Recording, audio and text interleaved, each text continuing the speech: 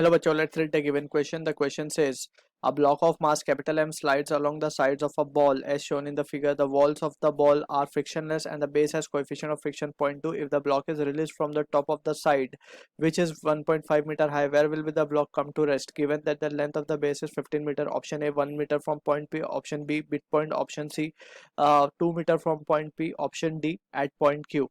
So in this question, we need to understand about the concept of work energy theorem, that is work done by all the forces whether conservative non-conservative together is equals to the change in kinetic energy, right?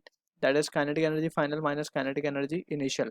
Also we need to understand about the frictional force जहाँ पे surface पे friction coefficient is given. So in that scenario we can say if the block is placed at the mean surface having friction of coefficient mu, so we know कि अगर block इस तरफ move हो रहा है, so friction will be opposing in nature and that friction value is given by mu n, where n is the normal reaction. ठीक है ना? In this case it will be mg, since the block has no vertical motion, so n will be equals to mg.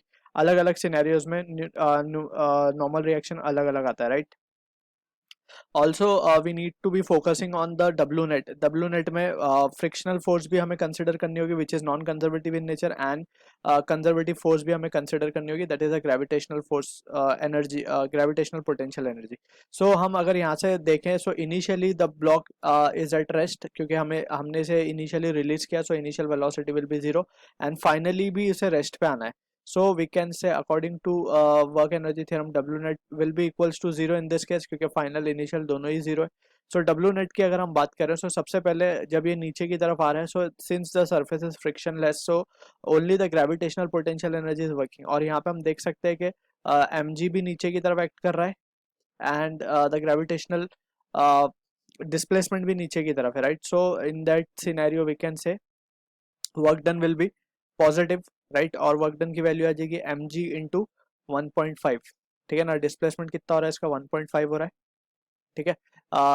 और since we know work is what force into the displacement. ठीक. अब अगर हम बात करें, अब block यहाँ पहुंच चुका है, सिंस नाउ यहाँ से वो मूव करता है, let suppose at the distance x, उसकी वेलोसिटी हम मान लेते हैं कि जीरो हो जाता है, finally it come to rest at x. ठीक है. सो x चलने के लिए we can see frictional force जो है पीछे की डायरेक्शन में लगेगा and displacement will be in this direction, right?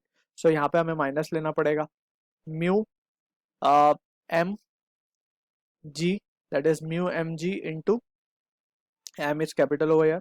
और अब यहाँ पे नॉर्मल रिएक्शन हम ध्यान से देखें, so m g will be in the downward direction and normal reaction ऊपर आएगा capital N. So as there is no vertical motion, so N will be equals to m g. So हमने direct M G लिख दिया यहाँ पे, और displacement कितना हो रहा है x, and that will be equals to zero. So यहाँ से हम देख सकते हैं m g will be cancelling out from here. So x की वैल्यू क्या आ रही है? 1.5 divide by this value, that is mu, that is 0.2. So यहाँ पे हम कह सकते हैं this value is coming out to be 7.5 meter. 7.5 meter will be the exact mid point, right? 15 metre का कितना हो जाएगा? एग्जैक्ट मिड पॉइंट पे आ जाएगा. So option B will be the answer to the question. I hope you understood the solution. All the best.